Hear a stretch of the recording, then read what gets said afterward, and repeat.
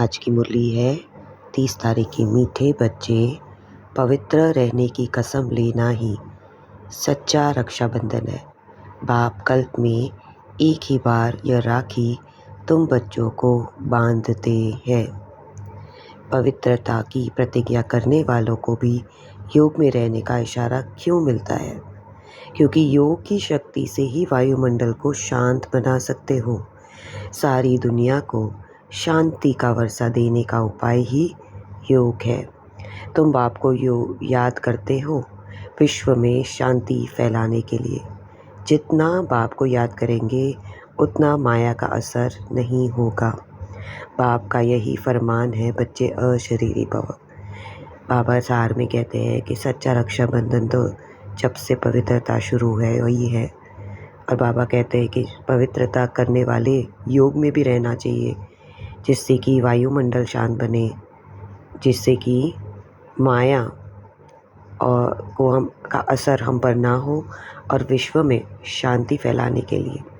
इसीलिए बाबा फरमान देते हैं, बच्चे अशरीरी भव। गीते भैया मेरे राखी के बंधन को निभाना। ओम शांति। बेहद के बाप का बच्चों प्रति फरमान है, अशरीरी होकर रहो, अर्थात अपने को आत्मा निश्चय कर इन कर्मेंद्रियों से अपने को अलग समझो। यह शरीर डिपेंड करता ही है आत्मा के ऊपर। आत्मा अलग हो जाती तो शरीर कोई काम की चीज़ नहीं रहता, जिसको फिर जलाया जाता।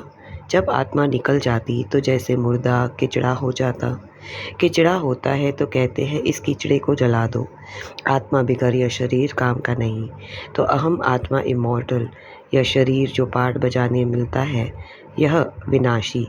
आत्मा निकल जाती तो यह शरीर कोई काम का नहीं रहता, बदबू हो जाती। शरीर के बिगर आत्मा साइलेंस रहती। बाप समझाते, तुम्हारी आत्मा का स्वधर्म है साइलेंस। तुम जानते हो हम आत्मा वास्तव में परम धाम की रहने वाली, परम पिता परमात्मा भी वहाँ रहते।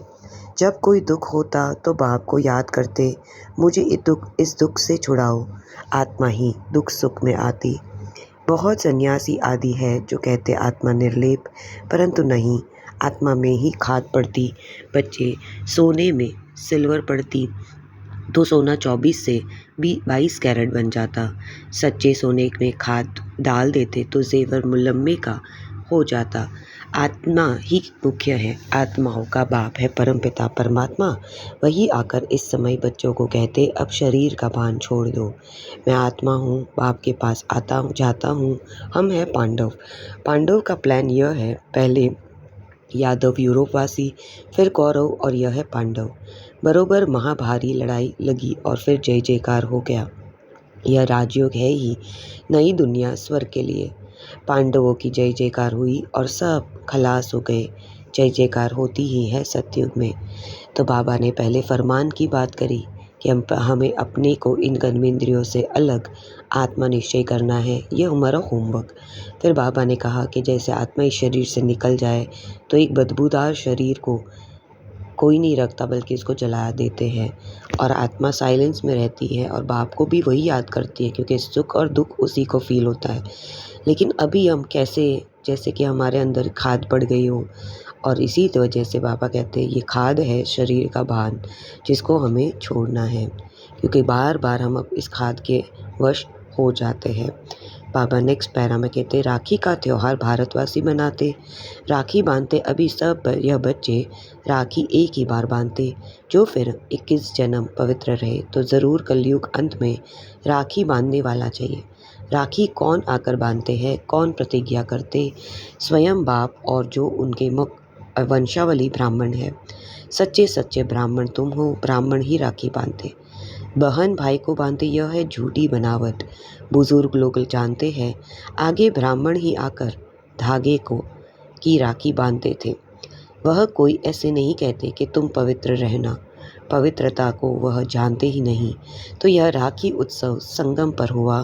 कितना वर्ष हुआ? 5000 वर्ष। संगम पर बाप ने राखी बांधी। फिर हम सतयुग त्रेता अंत तक पवित्र रहे। फिर भक्ति मार्ग में यह राखी त्योहार शुरू हुआ। कहते ही यह उत्सव परंपरा से मनाते आए, परंतु ऐसे तो है नहीं। 5000 में हम एक ही 5000 वर्ष में हम एक ही बार राखी बांधते। जब द्वापर से पतित बनते तो वर्ष वर्ष राखी बांधते, क्योंकि अपवित्र बनते। जैसे वर्ष वर्ष रावण को जलाते, वैसे वर्ष वर्ष राखी भी बांधते। वास्तव में इनका अर्थ तुम समझते हो? बाप आकर कहते, बच्चे प्रतिज्ञा करो, राखी बांधने से कुछ नहीं होता। यह तो कसम उठाया कि बाबा हम अभी पवित्र रहेंगे। तो ड्रामा में उन उत्सवों की नूंद है। सतयुग त्रेता में राखी बांधने की दरकार नहीं, वह है ही वाइसलेस वर्ल्ड। इस समय अपनी है चढ़ती कला, फिर तो उतरना होता। हम फिर सो सतो प्रधान देवता बनेंगे। ब्राह्मण कहते हम अभी ईश्वर की संतान हैं, फिर सो देवता बनते।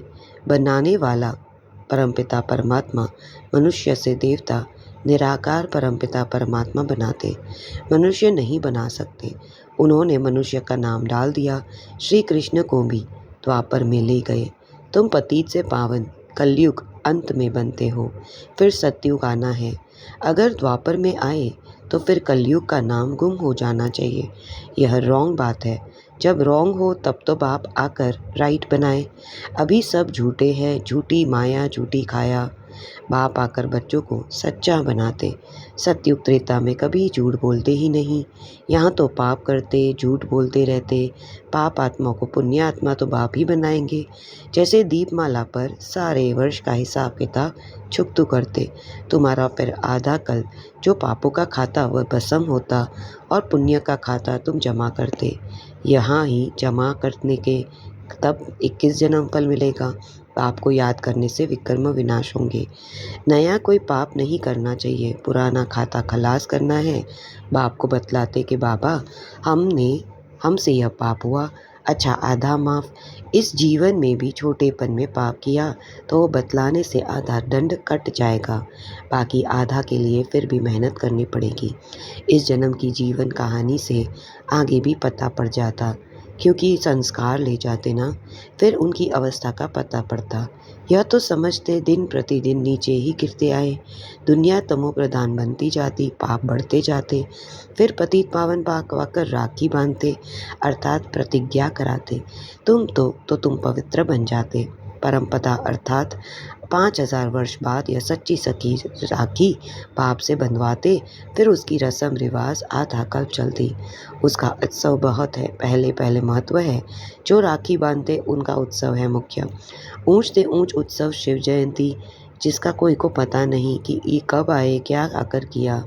इब्राहिम, बुद्ध, क्राइस्ट आदि कब आए, यह तो सब कुछ जब जानते। उनसे आगे सतयुग त्रेता में क्या, वह हिस्ट्री ज्योग्राफी कोई नहीं जानता। देवी देवता की राजधानी कैसे हुई, कितना समय चली, यह कोई नहीं जानते। मुख से कहते सतयुग के लक्ष्मी नारायण सर्वगुण संपन्न, 16 कला संपूर्ण निर्विकारी। लक्ष्मी नारायण तो बहुत तो हुए महाराजा महारानी, उन्हों को बचपन भी चाहिए। बच्चों का किसी को पता नहीं। राधे कृष्ण को फिर उल्टा द्वापर में ले जाते। यह मनुष्य की अपनी कल्पना। सतयुग की आयु भी लाखों वर्ष लिख दी, इतनी तो होनी ही नहीं चाहिए।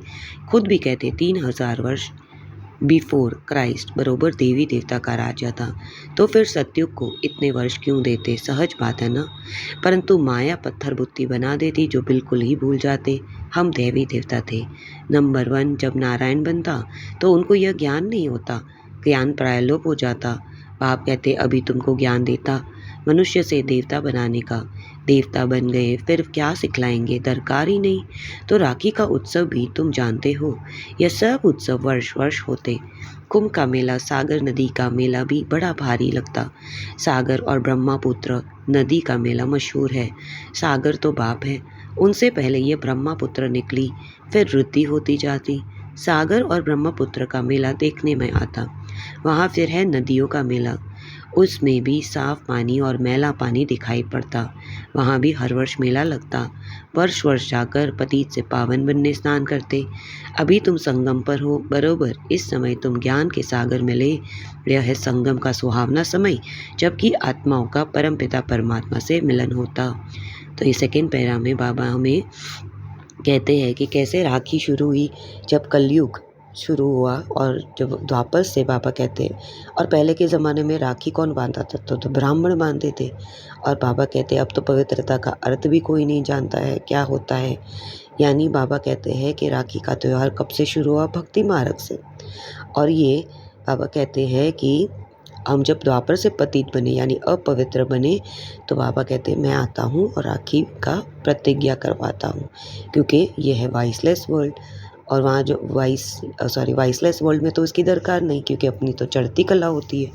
लेकिन जब सतो प्रधान, हाँ, तो इसीलिए सतो प्रधान देवता बनेंगे। इसके लिए बाबा कहते हैं मैं आता हूँ, इसमें कोई और नहीं है। बाबा कहते जैसे दीपमाला पर हिसाब किताब चुकतू करते, वैसे अभी पापों का खाता हमारा भस्म करना है। और वो तब करेंगे जब बाप को याद करेंगे। और बाप को याद करेंगे, और अगर हमने कोई पाप किया तो उसका आधा दंड कट जाएगा, बाकी आधा के लिए मेहनत करनी पड़ेगी। इसलिए बाबा हमें कहते कि संस्कार इस जीवन कहानी के आगे का पता पड़ता है, क्योंकि संस्कार ले जाते हैं, इसीलिए उनकी अवस्था का पता पड़ जाता है। बाबा कहते दिन प्रतिदिन नीचे गिरते आते हैं। हाँ, इसीलिए बाबा कहते कि चेक करो कि जैसे हम देवता थे वैसे क्या हमारी चढ़ती कला हो रही है, क्योंकि हम कई चीज़ें भूल गए, पत्थर बुद्धि हो गए, और अब हमारा मेला हुआ है। फिर बाबा कहते तुम बच्चे जानते हो जो भी पर्व मनाते हैं वह सब अभी है। आज है रक्षाबंधन, बाबा थोड़ी राखी भी ले आए। आज अब बाबा पूछते किसको शिव बाबा से राखी बंधवानी, वह हाथ उठावे। फिर बाबा ने कहा शिव बाबा ने राखी बंधवानी हो वह हाथ उठावे, तो मेजॉरिटी ने हाथ उठाया। बाप दादा बोले क्या तुम सब पावन नहीं बने हो जो राखी बंधवाते। फिर मम्मा से बाप दादा ने पूछा, तो मम्मा बोली राखी तो बांधी ही हुई है देखो। बाबा ने बच्चों की परीक्षा ली तो सब फेल हो गए। मम्मा ने ठीक कहा, तुम तो पवित्र हो ही, बाकी ज्ञान की धारणा पर मदार है। खजाना तो मिलता ही रहेगा, जब तक जीते तब तक खजाना इकट्ठा रहे। पवित्र तो तुम हो, परंतु याद में रहने से तुम वायुमंडल को शांत बनाते हो, सारी दुनिया को शांति का वर्षा दे रहे हो। पवित्रता की प्रतिज्ञा की जाती है, पाप को याद करते रहो शांति फैलाने लिए। यह भी तुम जानते हो, जितना याद करेंगे माया का असर नहीं होगा। माया के तूफान भी आते हैं। बाप तुम बच्चों को बढ़ाकर त्रिकालदर्शी बना रहे। ड्रामा के आदि मध्य अंत को तुम जानते हो, तुम्हारा यह भूलना भी ड्रामा में है, इसीलिए फिर से मुझे आना पड़ा। तुम बच्चों को राजयोग सिखलाने, शिव जयंती मनाते, परंतु अर्थ नहीं समझते। बाबा ने राखी लाई थी क्योंकि एक बच्चा नया आया था, यह पान का बीड़ा उठाना। बाबा हम राखी बंधवाते, हम पवित्र बन क्योंकि नहीं, हम पवित्र बन क्यों नहीं बन, बेहद के बाप से वर्षा ले, क्योंकि इसमें पवित्रता है फर्स्ट।